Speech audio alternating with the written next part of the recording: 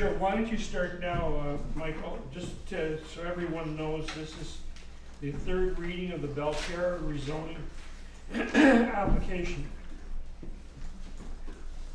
Okay, Michael. Okay, so, first of all, I want to thank you guys for, indulging me to participate over the speakerphone. I think, most of you know I'm kind of experiencing a health problem, and that's why I'm up there with, council and the community, this afternoon, so I apologize for that. And, my voice is a bit raspy, so hopefully, it won't get any worse, and you'll be able to understand it, what we talk about. So as was said, my name is Michael Rosen. I'm the municipality's planning consultant, and I've been asked a couple of years, maybe, to assist the municipality in the process of the Belterra rezoning application. And so we've been at it for, seems like a long time, but it's definitely 2 years, I think. And then in September of 2011, we got to a point where we had a bylaw, bylaw 311, and in September and November respectively, the bylaw got first and second reading. And then took a bit of a break during the election period, and on February 20th, the public hearing was held.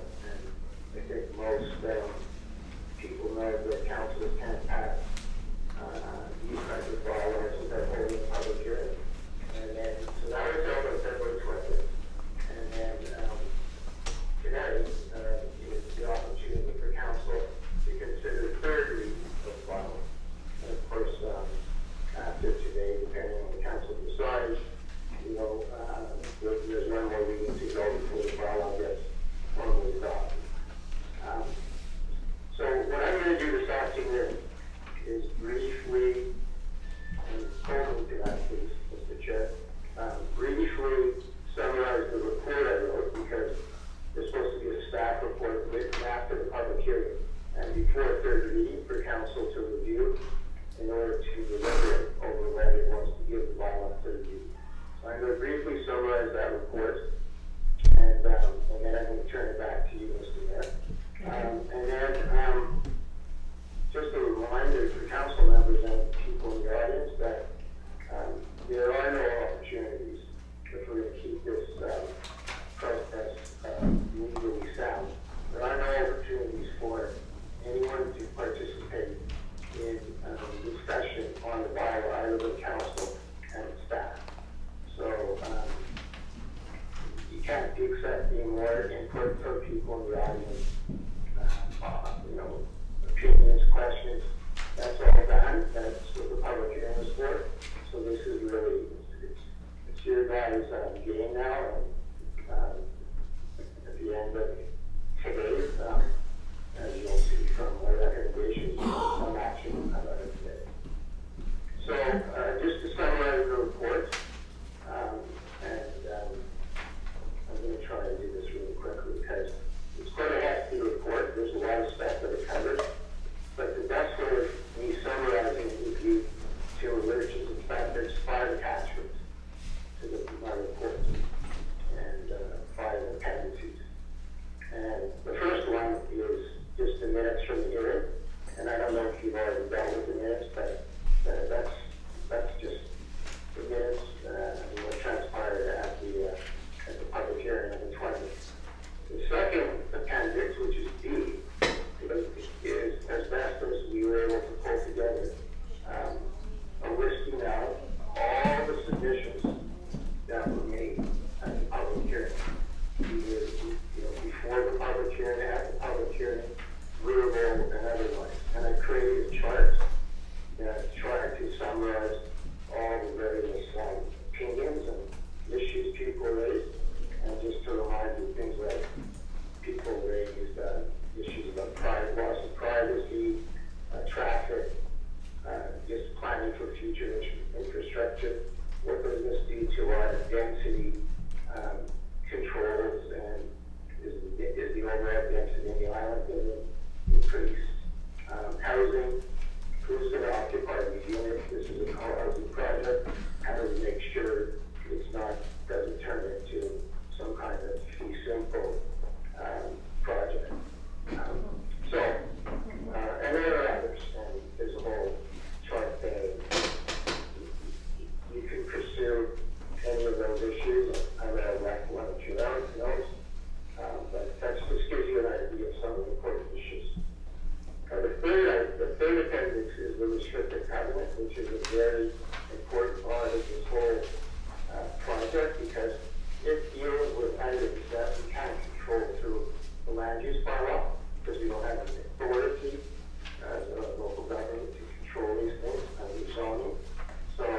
as we've done in the past, we've been creative and we collaboratively work together between the municipality and the developer to come up with this legal agreement called the restricted covenant. It goes on title, it's got to be followed to the T. And I'm pleased to say that since we've had the public hearing and we've been tweaking the covenant to cover the interests of both ourselves and the developer, that Belterra has gone on record in writing to say that they are supportive of the version of the restricted covenant that exists right now. The fact that we're calling it 3A will give you an idea that we, in fact, we've had a number of drafts to get to this point where we're able to get their consent. So that's a very positive thing, because the covenant is only as good as both parties signing the covenant and honoring it. And then if you Michael? look at the covenant, you'll see. Michael? Yeah. This is Jack. I just wanted to know the covenant that's attached, that's in a final form and it will be signed if we pass the motion as you presented. That's the covenant that's going to be signed. Like it's being approved by everybody. Yeah, covenant draft 3A in its form. When the bylaw comes in front of council for adoption, like whenever the next council meeting, whenever you want to deal with fourth reading, at that meeting, you can't adopt the bylaw until the proponents have signed the covenant. Okay. So you know what you're getting before the bylaw is actually adopted by council. So council is still fully in control. Okay. Does that answer your question? Yeah, it does. Thank you. Okay. So parks and trails, like the commitments that they've made with respect to giving us park plan and building trails, you know, the commitment to the alternative housing forms, the protection of environmental areas, all these things are addressed in the covenant, and some of them will actually be, maybe this picks up on the previous question, but this covenant actually acknowledges that when the subdivision takes place, there will be additional covenants giving the municipality additional protection, because then we'll have more detail. So the covenant kind of is a pathway for additional covenants and legal agreements that everyone's agreed to at this point in principle. And not only that, the covenant within it says when future actions have to take place. Like, for example, the parkland, the 5-acre park that we're getting, or open space for Terminal Creek, like it's in our real controls when we get it, not when they want to give it to us, because we want to get these amenities, these community amenities, as early on as possible. We don't want to have to rely on other things happening. So in the past, we've always loved to get our community amenities up front and early. Okay, so then you go into the bylaw itself. I think you know it's a CD zone. CD 16 for the development area, and there's been only 2 minor changes. Well, that's in addition to probably minor, but that came out of the public hearing, and other observations.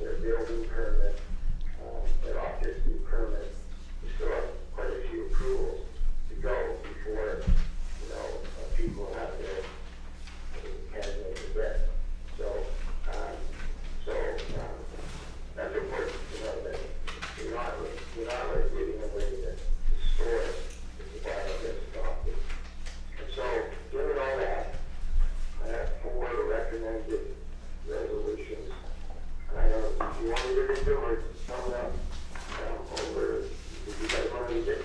Michael, it's Kathy. I can read it out for council's consideration. It is pursuant to the report from the planning consultant dated 31 March 2012, entitled Rezoning Application Belterra Co-Housing. The following recommendations are provided for council's consideration. One, that the minutes of the public hearing held on 20th March 2012, Bowen Island Municipality Land Use Bylaw number 57, 2002, Amendment Bylaw number 311, 2011, and the lists of issues from the hearing contained within appendices A and B, respectively be received. Two, that council endorse the revised restricted covenant, draft 3A, attached to this report as Appendix C, to be registered on the title of Lot B, DL 489, Plan 22869, Carter Road, that will obligate the applicant to follow through with satisfying conditions of development of the subject property. Three, that the applicant be requested to register the covenant or provide a letter of undertaking prior to Bowen Island Municipality Land Use Bylaw number 57, 2002, Amendment Bylaw number 311, 2011, be considered for adoption, with the restricted covenant generally being in accordance with Appendix C, that would obligate the applicant to follow through with satisfying the various covenant conditions related to the development of the subject property. And four, that Bowen Island Municipality Land Use Bylaw number 57, 2002, Amendment Bylaw number 311, 2011 be read a third time as amended. Appendix C. So second? Sure. Okay, did you get that? Doesn't matter. I got a couple of questions on the covenant. Okay. Michael, it's Allison. The covenant, you've got a different wording in clause 3. You said with the restrictive covenant generally being in accordance with Appendix C. And in 2, you said that council endorsed the revised restrictive covenant attached as Appendix C. So number 3 seems to allow for some minor adjustments in the covenant, but 2 doesn't. Well, yeah, they should be consistent, so, maybe you can look at, adding a word here or there. But the idea is that, you're satisfied with the general direction, principle, contents of the covenant, but recognizing that, we might need to do a few little tweaking, or, we didn't know it was gonna come out of today's meeting, so it just gives us a bit of wiggle room. And then, of course, the final one is, because, Allison, what I think the wording would be when I give you the final one, it's not so much an endorse, it's probably gonna be to authorize the mayor and clerk to execute. Okay, so there is going to be another resolution authorizing us to execute the covenant. Right, yeah, there will be. Okay, so that makes me feel a little more comfortable. So on the covenant itself, there's a couple of typos, like we're no longer box 279 Bowen Island.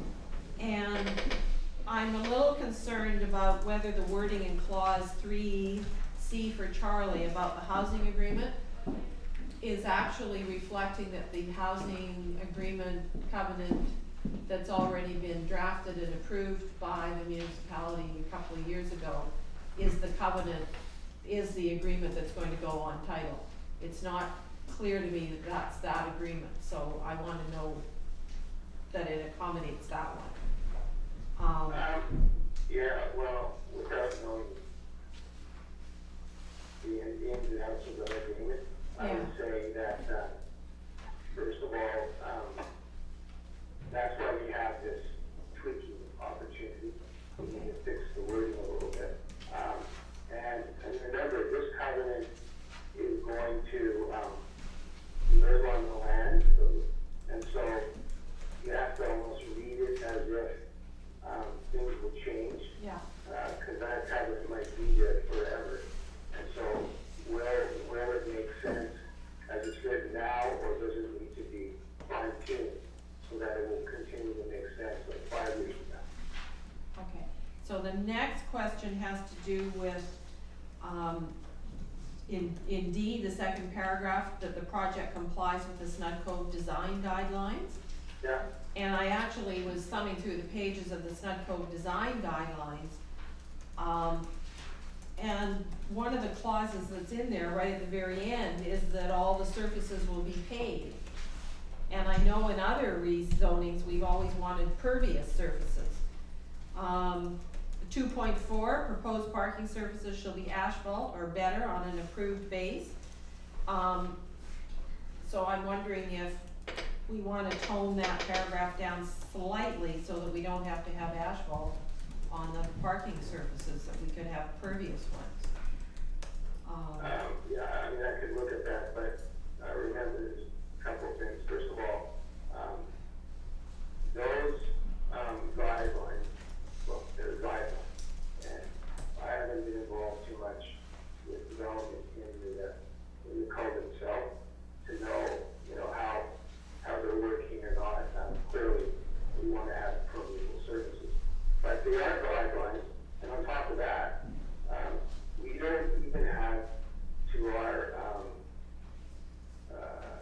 at our disposal right now to designate or to include these lands in a development permit area, like a formal development permit area. It's not called development permit area. So we are really going to be using those guidelines as they are guidelines. And in my view, the requirement to adhere to the teeth to every single one of those guidelines, that's not the way I see it happening. And remember, as I said, this is a development permit area. We were able to get agreement from the Belterra folks to, in fact, incorporate design guidelines within the covenant and within our approval processes. Because if they wanted to be difficult, they could say, no, we don't have to deal with design with you guys because they're not in a development permit area. But no, they want to cooperate, and they think that their project can be designed and built within the spirit of those guidelines. So I don't see a problem there. Yeah, okay, so the wording municipalities satisfaction acting reasonably makes it, they don't have to literally letter the law of every one of them. My other question has to do with clause F, and it says to connect to an updated water system of the municipality. I was wondering why the word updated was in there. I don't know, I guess, if updated was to include, expansion and upgrade, that, those two equal update, but, if there's some interest in not using the word update and using, as I said, expand or upgrade, I don't have a problem with that. Well, I would just say to connect to a water system of the municipality and leave out the word updated. Because it may be a long time before the upgrades happen. That's a really problematic phrase. It could cause a lot of issues. Yeah, but it's something in the future. I mean, I don't understand how it becomes I mean, things may change as far as the water system is concerned. But let's make Yeah, it, now But and it's then. stated as a condition, but it's stated as it's a a condition that they connect to an updated water Yeah. system. I just want the condition to say to connect to a water system of the municipality. They're not within the word waters, Yeah. they're already within the water boundaries, so, Water boundaries. yeah. So we'd be inviting problems by I think one of the reasons, like, there's a word, in front of water system is because, typically, we don't like recommending to council to rezone land, for the approving officer, subdivide land, unless we have very, very good certainty that in fact there is going to be water. And, the last thing we want to do is take these, proponents down the road, and we get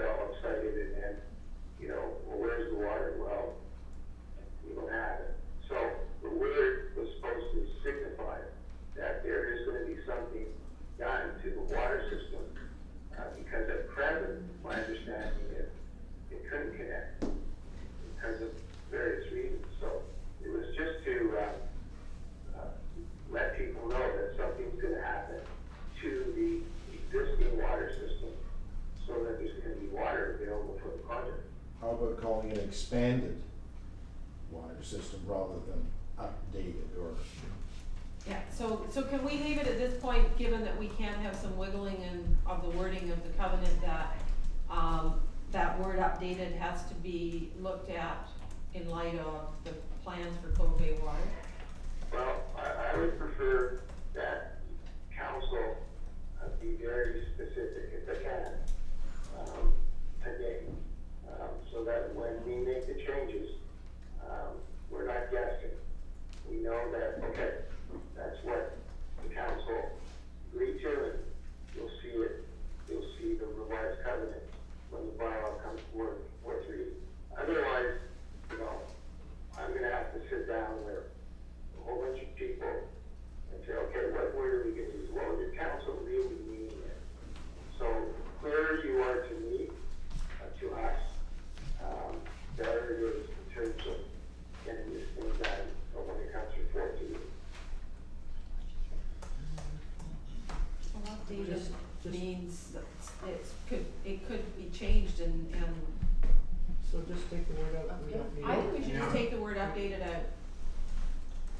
I agree. Michael, what do you think? Just to keep it Actually, simple. you know what? I don't think it matters too much one way or the other. Clearly, common sense tells you that you're not gonna have a project until you have the water system. There's probably enough, indications elsewhere in other reports that contemplate that, the water system needs to be, improved in order to accommodate the project. So, I'm not, either way, I'm okay. Okay. Question? Well, do we agree that we should take the word updated out? Or are we gonna be? Yeah. So by general consensus, Okay. council Yeah. agreed to remove the word updated Yeah. from the From the covenant. Okay. So we have an amended motion with the word updated gone, right? Yes, right. So will you agree to the amendment? Who moved it? I did, absolutely. Tim, thank you. And you seconded it? You seconded it, sorry. Somebody did. I feel a lot of talk. So it's Um, the way the updated- Mr. Mayor? Yes, Yeah, maybe you wanna get a comment from Will, because, you know, we're talking infrastructure, and, he's the one who's gonna be operationally involved in all this stuff. So, you know, I think it's important to know whether Will is comfortable with, you know, removing the word or using a different word. Will, you're on. Yeah, it is, I mean, I'm not sure what sort of impact the word, whether it's in there or out of there, has on the whole, approval, but, I mean, what I can tell you from the perspective of our department is that, Belterra land is in the boundary, so they had, I mean, as it stands now, they've got the ability for one connection, one lot, one connection. So the way it is now, they want to rezone, they want to densify this lot, so they wanna draw more water than one connection would normally draw. So, that when it gets into the complication of understanding the Cove Bay water system is already, through recent investigation, has, certain potential that it can only serve 2/3 of the water users as it is now in a 1 in 10 year drought period. We can't say when a 1 in 10 year drought period will happen, but we know that in that scenario that there's a potential based on what the specialists have told us that we can't serve all of our water system, all of our water users. So by allowing the Belterra densified land to connect to the water system and draw more water than one connection, there is a potential risk that we could be further usurping the water availability. Having said that, the investigations that have been done and the reports in our long-term plan do have a lot of variables and things that could be looked at in more detail. We could find that maybe, truthfully, 2/3 of the system or greater can be served in 1 in 10 year drought. We can't prove that yet, but we're looking at refining that number. But until we do refine it, I think the safe thing to do is to recognize that you know, the experts have told us something, and we should listen to it, in case we can't serve, the, utility with the adequate water supply. So, in that respect, I think it's important to include the words, to keep the ability down the road, should this the expansion of the boundary not occur, or the raising of the dam, increasing the supply in the lake, to at least have an alternative, perhaps wells would be another option. If we, for some reason, don't raise the lake, I mean, the reason that I think the word is maybe a little more benign, or not as important as you know, as it appears, is because we all recognize that we are moving down the direction of raising the lake. We are moving towards having more supply, but we haven't done that yet. So we're kind of in a transitional period. We're assuming that we're going to be expanding the boundary and upgrading improving the dam to allow more water to be stored behind the dam. But until we actually do it, we can't prove or be completely 100% sure that we have that supply. So, in that respect, it's a chicken and egg thing. Do you want to keep updated in there? Well, my concern about having the word updated in there, it's in the covenant, so that could then force us to have to do the treatment work. Because we're part of this covenant. And we don't know whether, you know, when we're gonna be able to financially do that. But we have authorized to move forward with the repair of the dam. With the dam abutment repairs, which will allow the lake Yeah. for the maximum license storage to have, That's good. And we've approved it. yeah. So, we're still, Well, I guess it's a question about what are the legal implications to us of having that word updated in there? Are we then gonna be forced to have to do something on a time frame we're not planning on? Perhaps we could run it by our solicitor. yes, That's the concern about whether the word stays or not, and the legal obligations for municipality. Yes. None of us, it's not the truth. None of us are municipal lawyers. You know, I'm gonna be touching bases with Chris Murray, to finalize the final version, and I'll just ask him, and then we'll report back to you when we report to you. That's fine, if we have to do a further amendment. yeah. Yeah, let's see. And considering there'll be a resolution for the mayor and clerk to be Yeah. authorized to execute the agreement. So this could be basically amended before, Yeah, Covenant. through the And process. the covenant can be. As Michael said, he has other business with our solicitor on this document, so he can just roll in the question with that business and, Flag the concerns. yeah, bring it back. And the other thing is, members of council, the covenant can be amended after the bylaw is adopted, after the covenant is registered with the land title law, with the consent of both parties. So if you did something that, other part of the covenant that, you know, yet 6 months from now we find something, well, this doesn't work, this isn't what we are intending to do, and both parties agree to it, so then you amend the covenant. It's only etched in stone if only one party would be willing to sign it. But if both parties agree to changes, like, it can be changed, it's not a big deal. I agree with you.